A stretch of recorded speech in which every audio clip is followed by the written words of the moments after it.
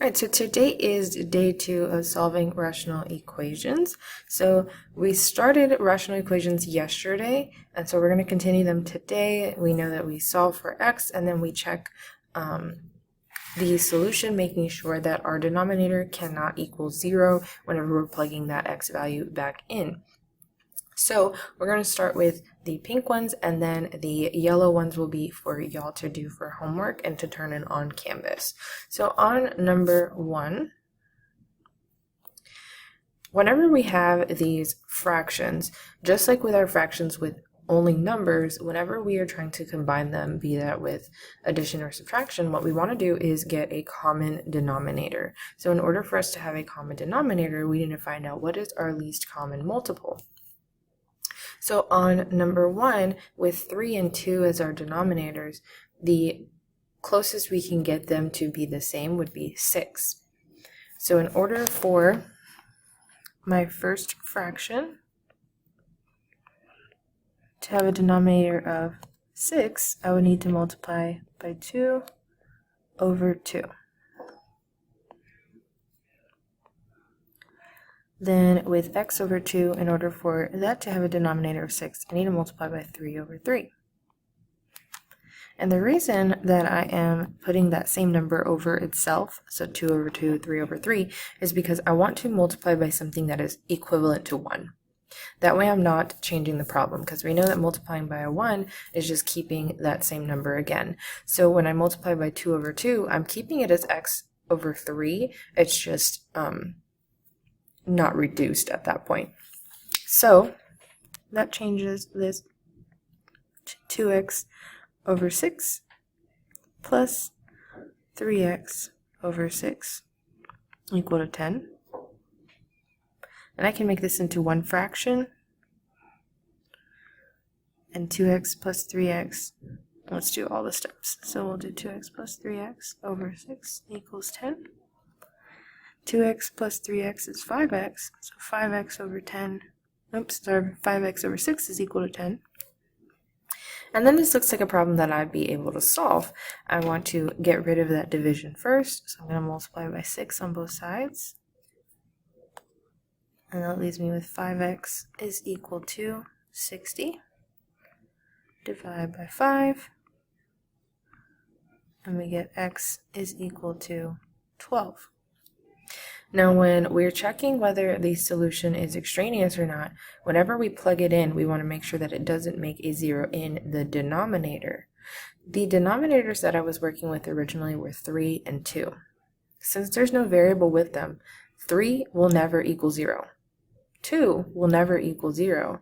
So no matter where I plug in that 12, since it's only going into the numerator, it is not going to change any of the denominators, so they will never equal 0, which means my solution works. It is not extraneous. X is equal to 12. Now number 2, this one looks a little bit different. We have two fractions, but there is now a variable in the denominator, and now it equals 0. Whenever something equals 0, we can manipulate it a little bit more. And so my goal is to get this to be fraction equals fraction. Because we know from Algebra 1 that fraction equal to a fraction we can solve as a proportion. So I'm going to add x over 9 to both sides. That way I have 1 over x is equal to 0 plus x over 9, which is just x over 9. Now I have a proportion that I can set up. So 9 times 1 is 9. X times x. So this is 9 equals x squared. And in order to undo a square, we'll take the square root of both sides. Square root of 9 is positive and negative 3. Now we're going to check if this solution is extraneous. When we go back to the original problem, 1 over x, if I plug in a 3 in that denominator where that x is, we would have 1 over 3. The denominator is not equal to 0, so then we'll check a negative 3. 1 over negative 3, the denominator still isn't 0. So neither of those are extraneous. My solutions work, and then so we would just square off our answer right there. Now on number 3, this one looks more difficult just because there are more terms on the denominators, but it is the same setup where we have a fraction is equal to a fraction. So we're going to solve this the same way using a proportion. But anytime a fraction is negative, that's only one negative sign. It's not belonging to both the top and the bottom. So what I'm going to do is rewrite it just to avoid some confusion, where the negative only belongs to the 4. That way I'm not saying, well, I have negative 4 and negative x plus 1, because that's not true. If I've got a negative over a negative, it cancels out, becomes a positive. So we need to make sure that we only give it to one of the parts, and I'm choosing the top since it is just a number. So then we will multiply across. So negative 4 times 3x plus 1 is equal to 5 times x plus 1. So we've set up our proportion, and then we can solve. So I'm going to distribute that negative 4.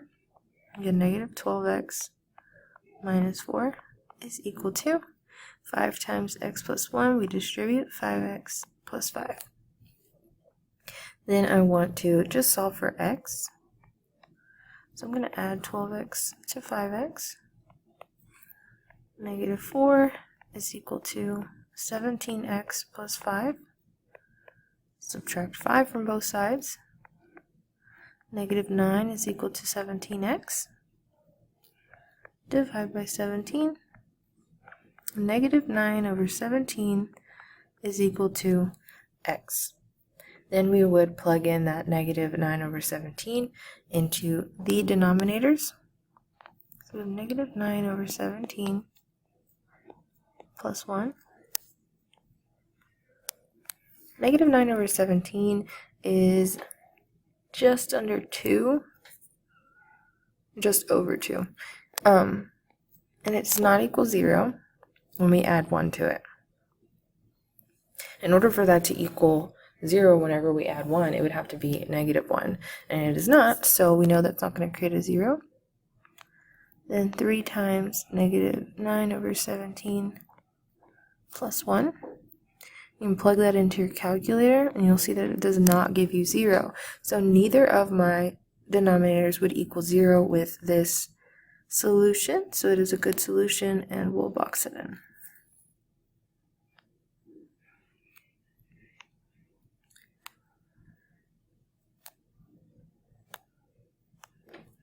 Okay, we did all 3.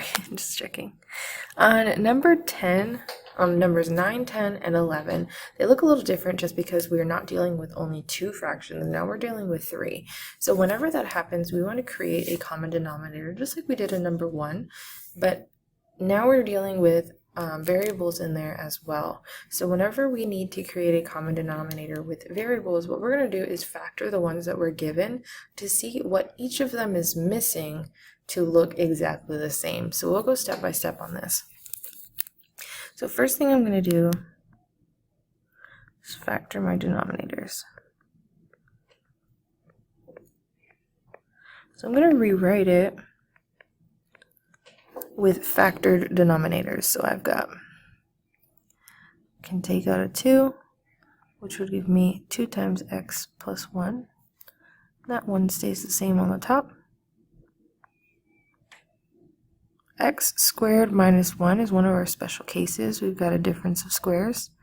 So we've got x plus 1, x minus 1. 5 stays the same. And then x minus 1 cannot be factored any further. So this is what our problem looks like when it's factored out. And now I want to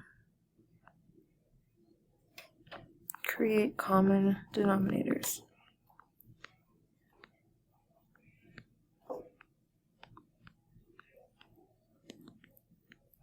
So the common denominator on this problem, I need each of them to have a 2, each of them to have an x plus 1, and each of them to have an x minus 1. That way they would all look exactly the same. So the common denominator that I'm going to try to make is 2, x plus 1, x minus 1. So with with the first fraction, I have 2 and x plus 1. And in order for it to have that common denominator, I'm missing x minus 1. So I'm going to multiply the top and the bottom by x minus 1.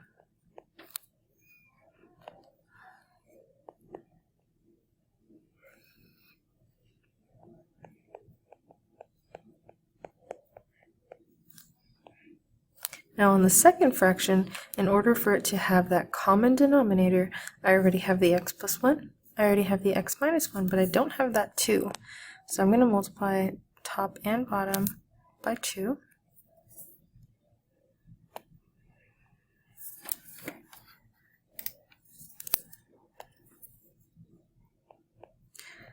And then lastly, my equals 1 over x minus 1. X minus 1 needs x plus 1 and 2. So we're going to multiply by 2 and x plus 1.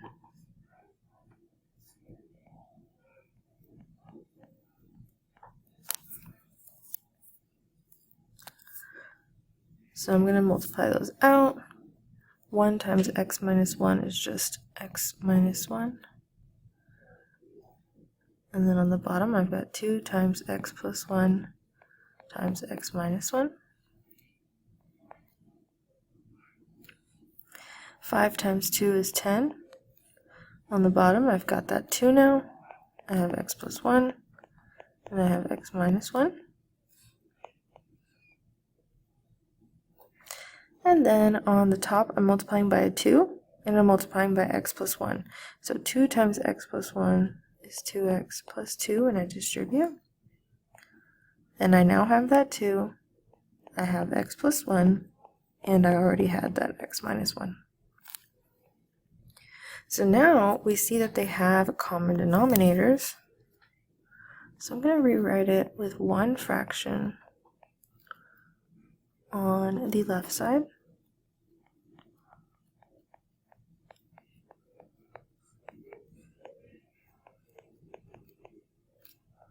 So I'm combining the two fractions on the left, keeping the one on the right. I'm going to simplify it further if I can, and so I've got x minus 1 plus 10, which is x plus 9.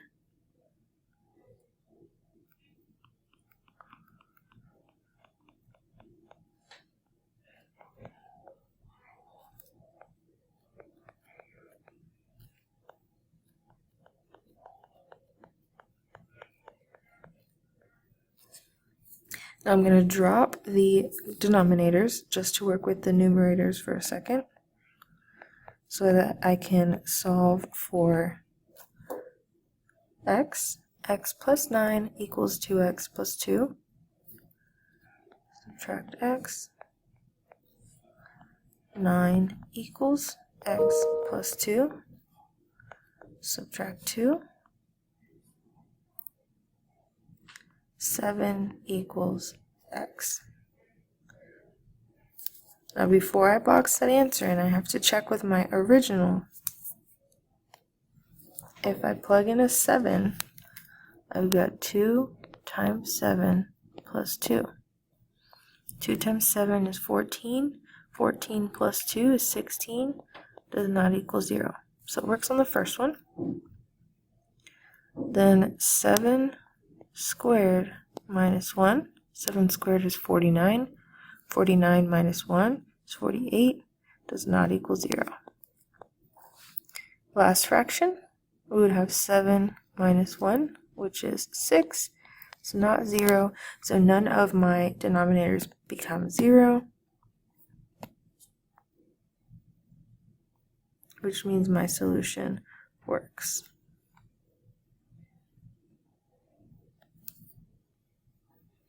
So now we're going to do the same thing on number 11, but I'm not going to write it out as detailed as we did number 10. I just wanted y'all to have all of the steps on number 10, so that way you could look back at it and say, okay, how did I get to here? But on number 11, we're going to work a little bit faster, but it is the same process. Let me lock this up. So we want common denominators. So first thing I'm going to do is factor the denominators that I'm given.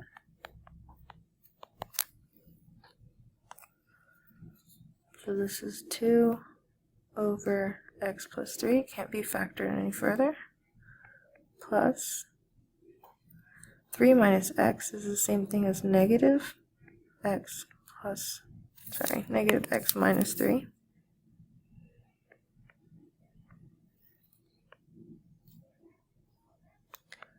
And x squared minus 9 is a special case. It's a difference of squares, so it's x plus 3, x minus 3. And I don't like to work with plus a minus, and that's what we've got with that plus 5 over negative x minus 3. So I'm going to rewrite it as minus this fraction. So all I did was move the minus sign, so that way I'm not getting confused by having two different signs in there. Now I can better see the denominators without any signs getting in the way. And so I can see that my common denominator will have to have an x plus 3 and an x minus 3 in order to include all the parts that I was given. So with the fractions that I have, the first one will need to multiply by x minus 3.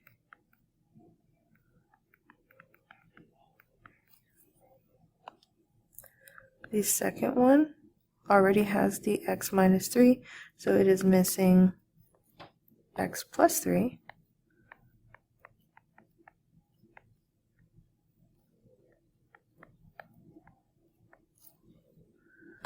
And then the last one has both of those parts already, so we don't need to multiply by anything.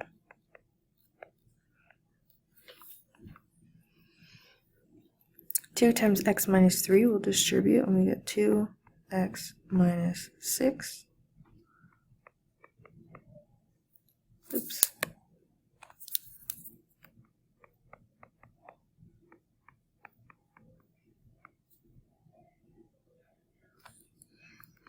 Distribute the 5, we get 5x plus 15. This should be minus.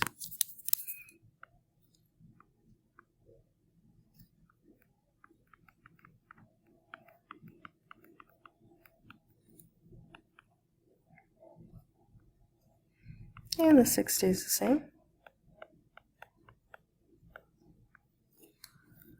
I'm going to combine it on the left side so I can just have one fraction is equal to another.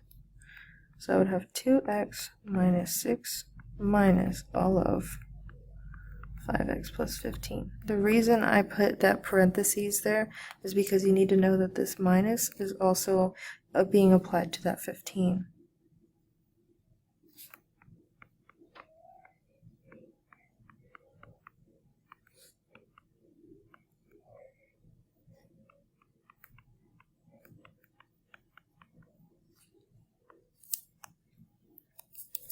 So then 2x minus 5x is negative 3x.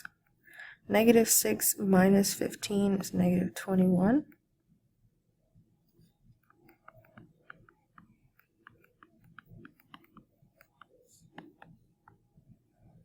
And the right side stays the same.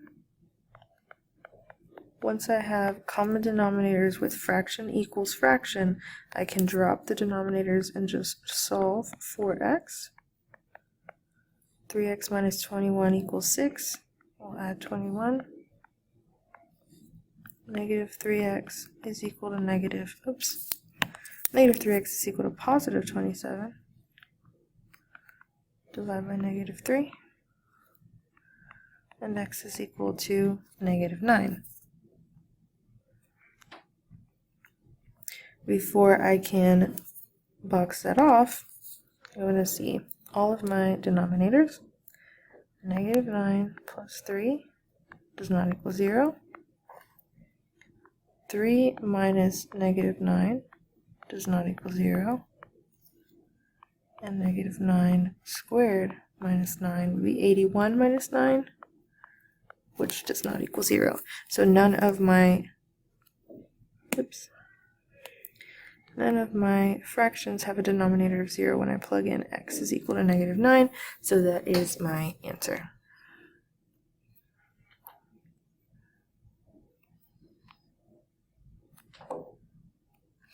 On the next page, we're going to continue with the same thing, but on number 12, we've got fraction equals fraction, which we know we can set up as a proportion.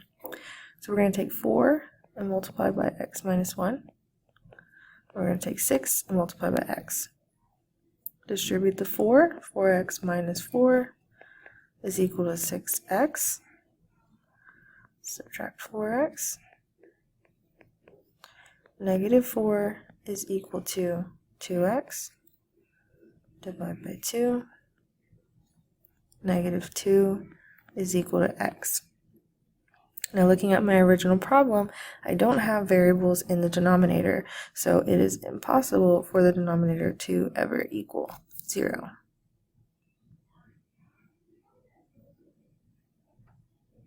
Then on number 14, the same thing. We've got fraction equals fraction. We're going to solve this like a proportion. So 4 times 2x minus 1 is equal to 10 times x plus 3. Distributing the 4, we get 8x minus 4 is equal to, distribute that 10, we get 10x plus 30. Subtract 8x.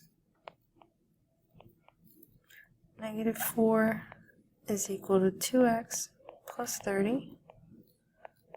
Subtract 30.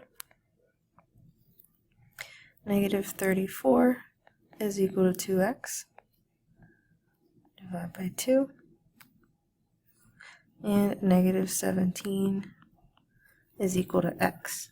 Before we box it off, we'll check.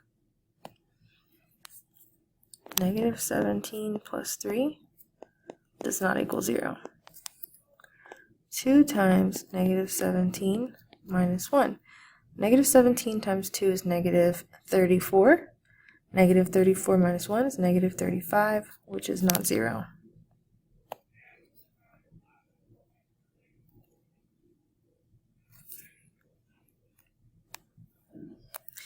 Then on number 16, now we've got 3 fractions again. So what we're going to do with these 3 fractions is create a common denominator. Now, we don't have any variables in the denominator. So our common denominator is easier now. So we want to find the least common multiple of 5 and 2, which is 10. So in order to make 3y over 5 have a denominator of 10, we need to multiply by 2. In order to make 1/2 have a denominator of 10, we need to multiply by 5. And 10 is good. 3y times 2 is 6y. 1 times 5 is 5. We're going to make one fraction on the left, so 6y plus 5 is equal, 6y plus 5 over 10 is equal to y over 10. They have the same denominator. We've got fraction equals fraction, so we can drop the denominators. 6y plus 5 equals y. 5 equals negative 5y. Divide by negative 5. And negative 1 equals y. Back in my original problem, there are no variables in the denominators, so I can go ahead and box this off without checking.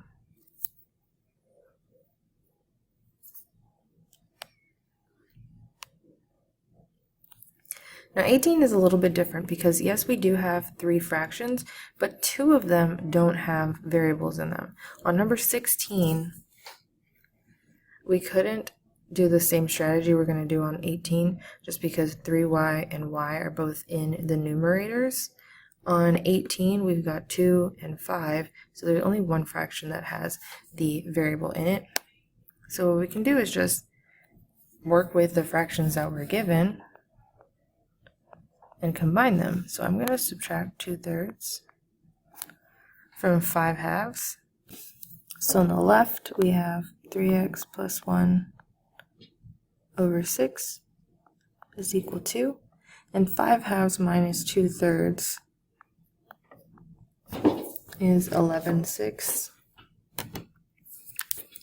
And now they both have the same denominator, fraction equals fraction. So I can just set the top equal to the other one. 3x plus 1 equals 11. 3x equals 10. Divide by 3. And x is equal to 10/3. Now since the denominators don't have variables in them, I can go ahead and just block this off as my answer.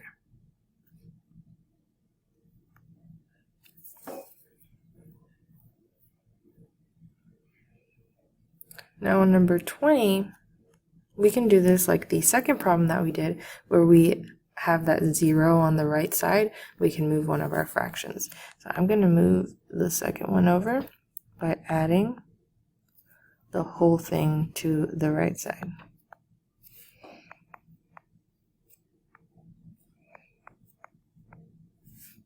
When I do that, I get 1 over x is equal to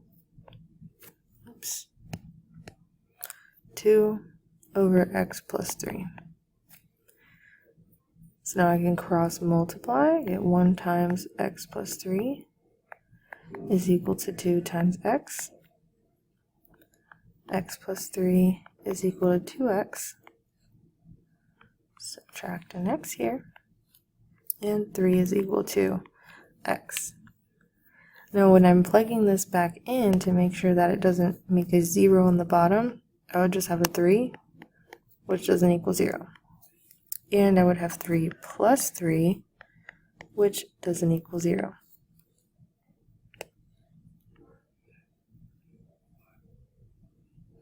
So x is equal to 3 is my solution on number 20.